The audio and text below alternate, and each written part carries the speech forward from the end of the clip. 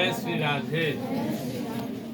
श्री भगवानुवाच मयाध्यक्षेण प्रकृति सूयते सचराचरम्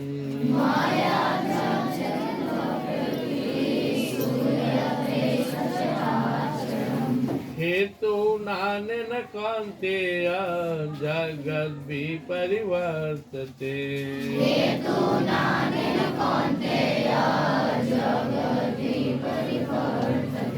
आज 9वां अध्याय का 10वां श्लोक है। पूर्व के श्लोक में भगवान बता रहे थे कैसे सृष्टि बना है, कैसे सृष्टि एक सिस्टम में चल रहा है। आज परमात्मा एक बहुत ही महत्वपूर्ण बात बताने जा रहे हैं जो बहुत कम लोग को पता है। हम सब समझते हैं कि दुनिया भगवान चला रहे हैं, सही बात तो चला रहे हैं, लेकिन भगवान डायरेक्ट नहीं चला रहे हैं।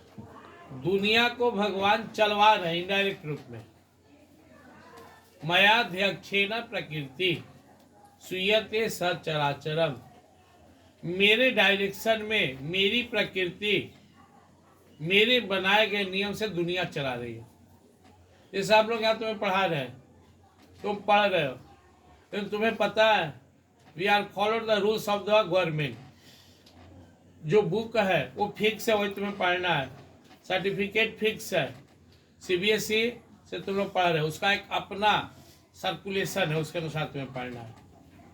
हम सुविधा के अनुसार से पुस्तक के अलग प्रकाशन के रख सकते हैं, रूटीन अपन अलग स्टाइल से रख सकते हैं, पढ़ा अपने तरीके से सकते हैं, लेकिन फाइनल एग्जाम सरकार ही लेगी, गवर्नमेंट ही लेगी और बताएगी कि आप कैसे पढ़ाए, आपके बच्चे कैसे। तो जो दुनिया चल रहा है ना, भगवान बोले मेरे बनाए नियम से चल रहा है। और आवाज भी तो नहीं, मयाध्यक्षेण, मेरी अध्यक्षता में मैं नियम बना के बैठ गया। जैसे सरकार बैठी है, हम लोग उसके रूल्स के अनुसार काम कर रहे हैं। प्रकृति सूयते सचराचर में दुनिया बनाई, हेतु नानेन कौन्तेय जगत विपरिवर्तते। अब जो जीव है, जीव मात्र है इस पूरे संसार में, वो अपने कर्म के फल के अनुसार अपनी स्थिति में आज है। तुम जिस अवस्था में हो ना, इसके लिए तुम कुछ जिम्मेवार हो। और वो जिम्मेवारी क्या है? पिछले जन्म में के कर्मानुसार, इस जन्म के कर्मानुसार। मान लीजिए को बहुत तेज स्टूडेंट है जिसको सब लोग सम्मान करता है, वो अपनी वजह से मेहनत कर रहा है, पढ़ रहा है, अच्छा कर रहा है। कोई स्टूडेंट हमेशा पिछड़ रहा है, आगे नहीं बढ़ रहा है, वजह वो खुद है। कोई आगे चल के जीवन में बहुत उच्च पद तक जाएगा, तरक्की करेगा, डॉक्टर, इंजीनियर, ऑफिसर बनेगा, साइंटिस्ट बनेगा, तो उसका अपना मेहनत का। हेतु नानेन कौन्तेय जगत विपरिवर्तते। ये सारा संसार जो संचालित हो रहा है उसका हेतु उस व्यक्ति का कर्म है। ईश्वर कोई भेदभाव नहीं करते हैं। जैसे एक माँ बाप के कई संतान है तो सब बराबर है, माँ बाप सबको चांस दे रहे हैं, पढ़ा रहे, लिखा रहे, आगे बढ़ा रहे हैं। अब वो बच्चा पर है कि कोई अच्छा किया, कोई नहीं किया, तो everybody is equal for the God. सब बराबर है हम सब, no difference between any creatures. यहाँ तक कि जो प्राणी है, पशु पक्षी, उसमें। और हमें तुम्हें तय करना, इसलिए देखो यहाँ होता है, कोई बच्चा जन्म लिया, उसकी माँ मर गई, कोई बच्चा जन्म से ही अपंग है, किसी को देखोगे मतलब अलग अलग, शादी हो के होने से सारा एक्सीडेंट हो गया, दूल्हा ही मर गया। क्या भगवान ऐसा कर सकते हैं? भगवान तो बहुत परम दयालु है, भगवान से होगा ही नहीं। जैसे किसी जज का फैसला है कि इसको फांसी दे दो, लेकिन जज खुद लटकाने नहीं जाएगा, वहां जल्लाद होता है। ऐसे ही जो कर्म का फल देने के लिए महाकाल बना है, काल बना हुआ, उसको दया मेरा नहीं है। उसका कर्म ऐसा था कि बच्चा जन्म लिया, माँ से हाथ धो बैठा। भगवान इतने दयालु हैं, वो जीव को दुख दे ही नहीं सकते हैं, लेकिन कर्म के अनुसार फल देने के लिए भगवान ने सिस्टम बना दिया। और जो इस सिस्टम को फॉलो कराए काल, उसमें मोह माया नहीं होता, वो बेरहम होता, ट्रेन के नीचे आके कुटी कुटी कर, उसका कर्म था। अब तुम्हारे माँ बाप तुमको ज़्यादा प्रताड़ित नहीं कर पाते हैं, प्रेम है, मार दिए तो खुद रोने लगे। तो टीचर को बोलते हैं कि इसको सोच दीजिए, को पता है कि यार टीचर मार सकते हैं, हम नहीं मार सकते हैं, हमसे नहीं डरता है। तो भगवान इतना दयालु है कि वो जीव के साथ सिर्फ खेलना चाहते हैं, प्रेम करना चाहते हैं। इसलिए उसने प्रकृति को आज्ञा दी। यहाँ पे त्रिगुण माया है, यहाँ पे अलग अलग व्यवस्था कर दिए। एक जन्म देने का काम लिए, एक पालन पोषण करते हैं, एक संहारक है, उनमें दया माया नहीं है। जो संहारक है, छोटा बच्चा है माँ के गोद में और उसको कंपाउंडर जो उसका नगाड़ा में इंजेक्शन दे रहा है। बच्चा सोचता है कि आदमी देखने में इतना अच्छा लगता है, हमको क्यों इतना कष्ट दे रहा है। फिर सोचता है कि मेरी माँ कष्ट क्यों नहीं दे रहे हैं, बाप क्यों नहीं। तो इंजेक्शन देने के काम उसकी माँ से नहीं होगा, या तो ट्रेन भी नहीं है और प्लस दया है, उसके बाप से नहीं होगा। घाव फाड़ना है, बाप डॉक्टर भी तो ममता लग रहा है, दूसरे डॉक्टर के पास ले जाता है। तो भगवान इतना दयालु है कि सजा देने के लिए उन्होंने काल की रचना किया, और काल में रहम नहीं होता है। इसलिए अगर तुम सही नहीं हो तो काल तुम्हें टिपेगा, और जब काल तुम्हारे साथ फैसला करेगा तो वो हृदय कांप जाएगा तुम्हारा। लेकिन लोग क्या कहेगा, भगवान को ऐसे नहीं करना चाहिए। भगवान के कौन लेना देना है, भगवान तो मस्ती में है, भगवान अपने भक्तों के साथ आनंद प्रमोद कर रहे, भगवान की फुर्सत है। वहाँ अपना ध्रुव प्रहलाद होंगे, मीराबाई, तुलसीदास, सूरदास, साथ भगवान एंजॉय कर रहे हैं, एकदम लीला कर रहे हैं। धरती पर भी जो भक्त है उसके साथ भगवान होते हैं। भगवान की फुर्सत है कि कोई के मारे या जिलाए नहीं, ऐसा भगवान के स्टाफ लोग से मार रहा है।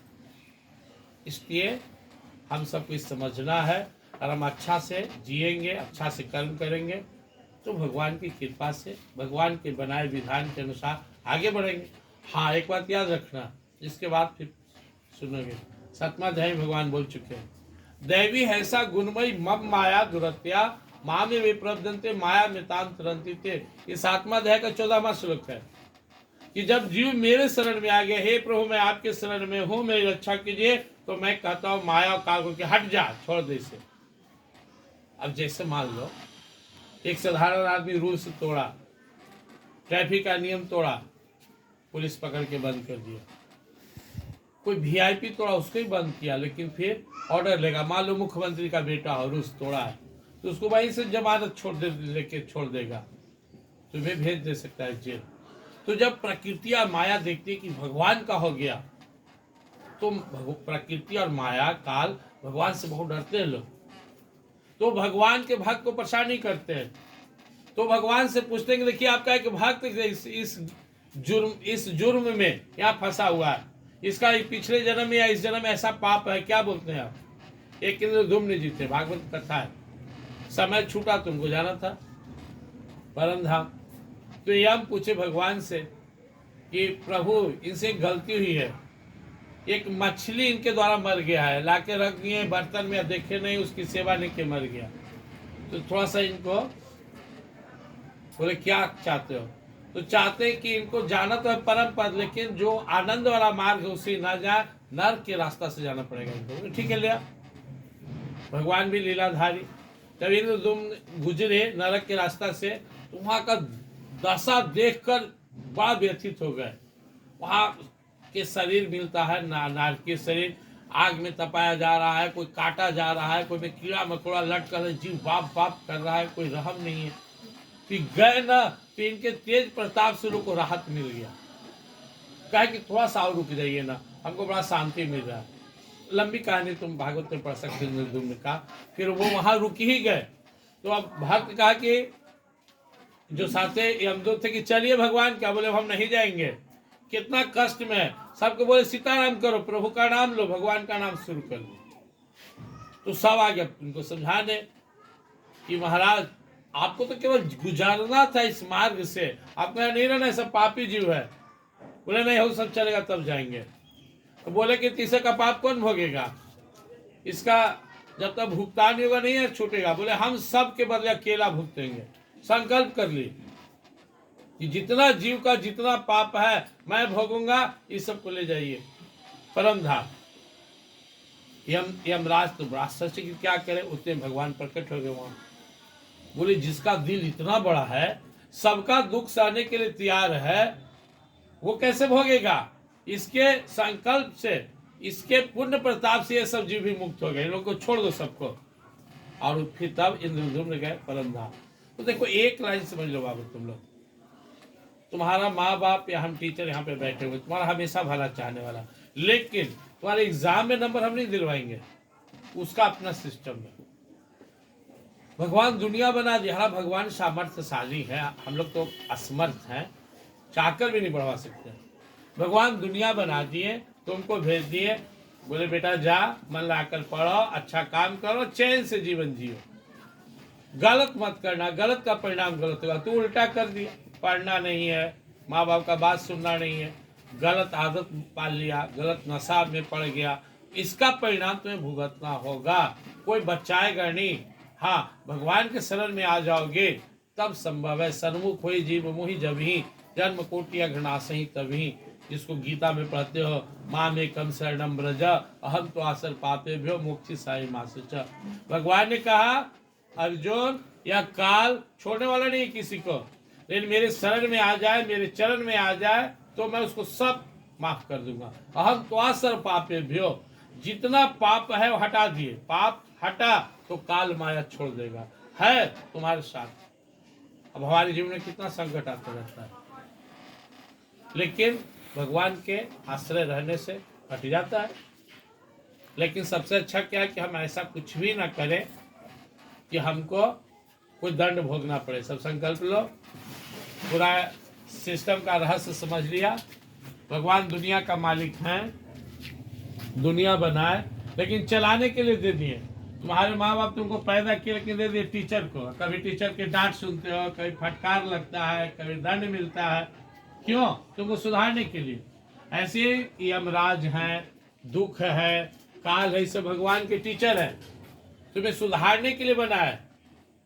उनका उद्देश्य यही है कि कम से कम, अब सरकार का रूल्स है, बदमाशी किया, गलत किया तो जेल में डाल दिया, क्यों? तुम सुधरो, समाज से अलग कर दिया गया, जाओ वहां सुधरो।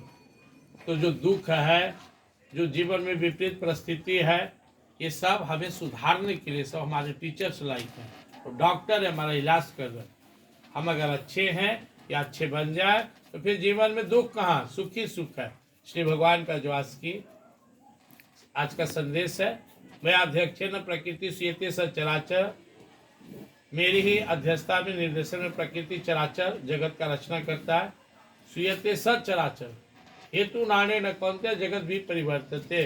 अर्जुन, जीव अपने कर्म के वश में होकर उसके अनुसार आ रहा है, जा रहा है, हर तरह के सुख दुख भोग रहा है। इसलिए अगर जीव मेरे शरण में आ जाए, आगे भगवान बताएंगे, तो उसे इस मोह माया से, संसार के चक्कर से छुटकारा मिल जाएगा। वो परम पद प्राप्त करेगा और उस परम पद में हमेशा आनंद और शांति से जिएगा। जय श्री